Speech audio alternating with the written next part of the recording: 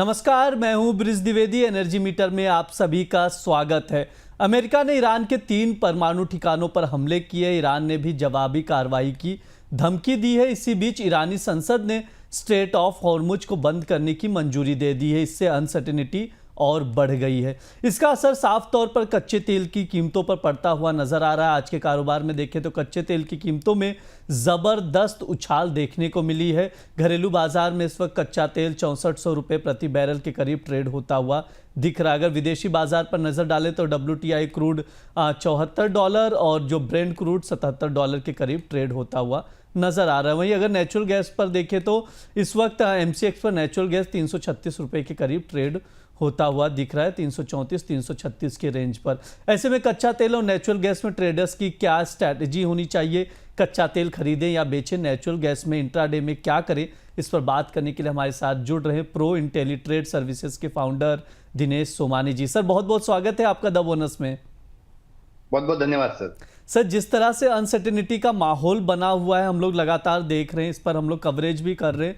Iran और Israel के बीच जिस तरह से तनाव था, अमेरिका ने भी इसमें दखल दे दिया। अमेरिका ने कुछ ठिकानों पर अटैक भी किए ईरान ने। हालांकि अभी जो अपडेट आ रहा है उसमें यह है कि ईरान के जो सुप्रीम लीडर है उन्होंने अपने फॉरेन मिनिस्टर को मॉस्को भेजा है रशिया के पास, कुछ मदद के लिहाज से कि कुछ मदद मिले रशिया के साइड से। तमाम अपडेट्स आ रहे हैं, अनसर्टेनिटी बनी हुई है। सर, कैसे देख रहे हैं कच्चे तेल को? कितना असर पड़ने वाला है? यहाँ से कच्चा तेल और कहाँ जाता हुआ दिख रहा है?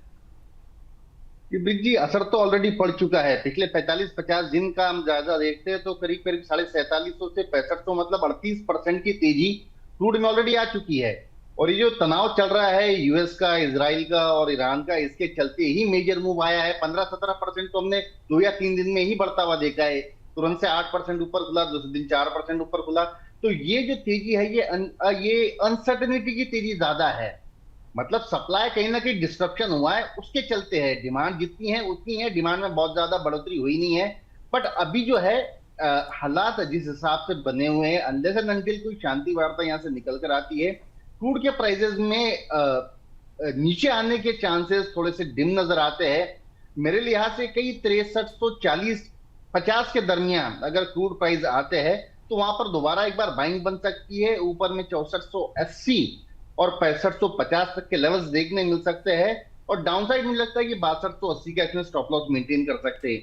हाईएस्ट में हाईएस्ट मुझे लगता है 6680 ये लेवल अगर क्रूड छूता है तो वहां से ही बिकवाली का दौर नीचे बन के आ सकता है। 6180-90 ये डाउनसाइड वहां से मुझे नजर आता है। जी बिल्कुल। जिस तरह से माहौल है, हालांकि उसमें भी अभी भी सर की ओर से अपसाइड ही देखा जा रहा है, खरीदारी की ही सलाह दी जा रही है इस वक्त। सब ब्रेंट क्रूड यहाँ से क्या लेवल देख रहे हैं ब्रेंट क्रूड को? क्योंकि थोड़ा सा अभी 77 के करीब ट्रेड हो रहा है ब्रेंट क्रूड। यहाँ से 85-90 भी जाने की संभावना है, 100 तक भी जाने की संभावना है क्या, अगर ये अनसर्टेनिटी और बढ़ती है, तनाव और बढ़ता है तो? मुझे लगता है 80 के 80 ये लेवल ऊपर में देखने मिल सकते हैं। जो हमारे इंडियन लेवल के आसपास आती है 6680, ये बड़ा रेजिस्टेंस जोन है मेरे हिसाब से क्रूड के लिहाज से। तो 80-81 के अक्रॉस मुझे लगता है कि वहां पर ब्रेंट क्रूड थोड़ा सा रुकना चाहिए। यहाँ से $3 से $4 की तेजी पर बाजारों में थोड़ी सी स्थिरता आनी चाहिए और वहां से प्रॉफिट बुकिंग या करेक्टिव फेज क्रूड का दोबारा एक्शन में आना चाहिए। सर, स्ट्रेट ऑफ हॉर्मुज की बार बार बात हो रही है कि ईरान के जैसे संसद में ये प्रस्ताव भी, मंजूरी भी मिल गई है कि बंद कर सकते हैं। इसे कैसे देख रहे हैं? अगर ये बंद हो जाता है, अगर ईरान इसे बंद करता है इस मार्ग को, तो कितना इम्पैक्ट पड़ने वाला है दुनिया भर में? तेल की कीमतों को लेकर कितनी किल्लत होने वाली है और भारत पर कितना असर पड़ेगा सर इसका? बिल्कुल, हम मैक्सिमम इंपोर्ट करते हैं रशिया और सराउंडिंग नेशन से, तो इम्पैक्ट तो बिल्कुल देखने मिलेगा ही। बट मुझे लगता है ये न्यूज सारी अभी आ रही है, प्राइसेस ने पहले ही अपनी मूव ले चुके हैं। जो ये इतनी बड़ी 35-40% की जो तेजी आई, मुझे लगता है कि ये टेक्निकल से पहले देख चुका था कि कुछ अनसर्टेनिटीज, कुछ संभावना ऐसी बन सकती है जो सप्लाई डिस्ट्रक्शन को बहुत ज्यादा प्रभावित कर सकती है। तो मुझे लगता है कि मैक्सिमम इफेक्ट इन चीजों का हो चुका है।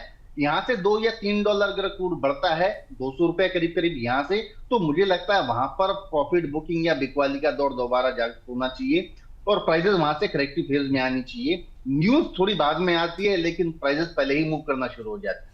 जी बिल्कुल, न्यूज़ थोड़ी सी लेट से आती है, बाद में आती है, लेकिन प्राइसेस पहले ही मूव करना शुरू कर देते हैं। इस वक्त एमसीएक्स पर क्रूड ऑयल देखें तो 6400 के करीब ट्रेड होता हुआ नज़र आ रहा है और नेचुरल गैस 334 पर।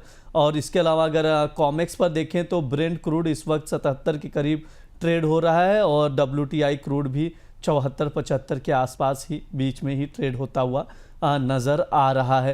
तनाव अभी भी बरकरार है, उसका असर आप देख सकते हैं खास तौर पर कच्चे तेल की कीमतों पर पड़ता हुआ दिख रहा है। सर, जो हमने ट्रेडिंग की बात की थी क्रूड ऑयल को लेकर, ट्रेडिंग कॉल्स को, सर एक बार रिपीट कर देंगे ये ट्रेडिंग कॉल जो आपने दिया क्रूड ऑयल को लेकर?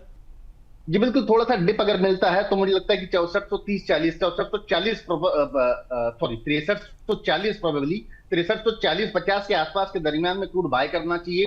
6480, 6550 ये अपसाइड पोटेंशियल मुझे नजर आता है। 6280 का हमारा स्टॉप लॉस मेंटेन किया जाए। जी, क्रूड में खरीदारी की सलाह दी जा रही, 6340 पर आप खरीद कर चल सकते हैं। स्टॉप लॉस लगाना है 6280 का, जो टारगेट होगा 6480 से 6550 के करीब देखने को मिल सकता है। ध्यान रहे स्टॉप लॉस लगाकर ही ट्रेड करें, क्योंकि अनसर्टेनिटी का माहौल है, ऐसे में उतार चढ़ाव देखने को मिल सकता है कच्चे तेल की कीमतों में, इसलिए स्टॉप लॉस लगाकर ही ट्रेड करने की सलाह दी जा रही है। सर, नेचुरल गैस को कैसे देख रहे हैं? हमने देखा 320 का जो एक रेजिस्टेंस लेवल था वो ब्रेक किया, उसके बाद 355 तक जाते हुए देखे, अब वापस से हमने डाउन साइड आते हुए देखा, अभी थोड़ी सी रिकवरी आई, 334 के करीब नेचुरल गैस इस वक्त ट्रेड होता हुआ दिख रहा है। सर, क्या राय है नेचुरल गैस को लेकर?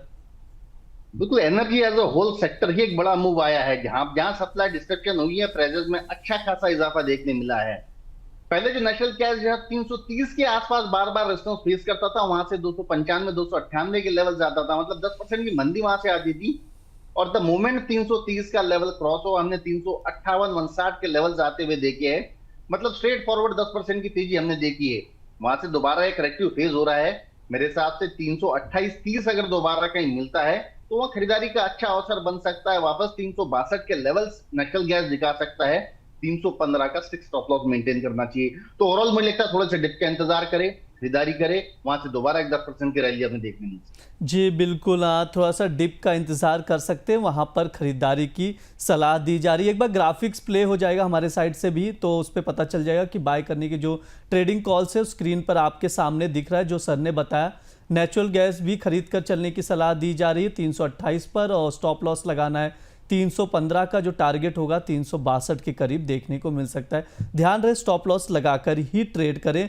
आज दोनों ट्रेडिंग कॉल्स हमने ग्राफिक्स भी प्ले किए, तो व्यूअर्स जो है उनके लिए क्लैरिटी हो गई है कि खरीदारी की ही सलाह यहाँ पर चल रही है। सर, डॉलर इंडेक्स को कैसे देख रहे हैं? इस वक्त 99 के करीब चल रहा था। सर, डॉलर इंडेक्स को लेकर क्या राय है? ये 98 के आसपास सपोर्ट ले रहा था। पहले मुझे यूं लग रहा था कि शायद 95-40 के लेवल से छुएगा, जिस हिसाब से इसमें गिरावट आई है। बट अब कहीं ना कहीं एक रिवर्सल का साइन मुझे इसमें नजर आता है। 9840, 9860 यह दायरा यहाँ बार बार सपोर्ट ले रहा है। यहाँ से दोबारा मुझे लगता है 102.40 तक के लेवल से दिखा सकता है।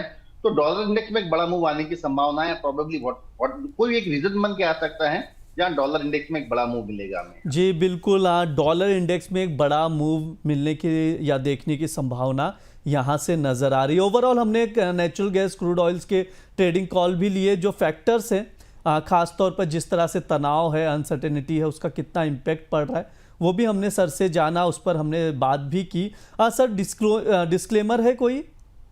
जी बिल्कुल, ये दोनों कमोडिटीज में मेरे क्लाइंट्स की सारी पोजीशन होती है, मेरी पर्सनल व्यक्तिगत कोई पोजीशन नहीं होती है। जी सर, बिल्कुल, बहुत बहुत धन्यवाद सर इस चर्चा में जुड़ने के लिए आप।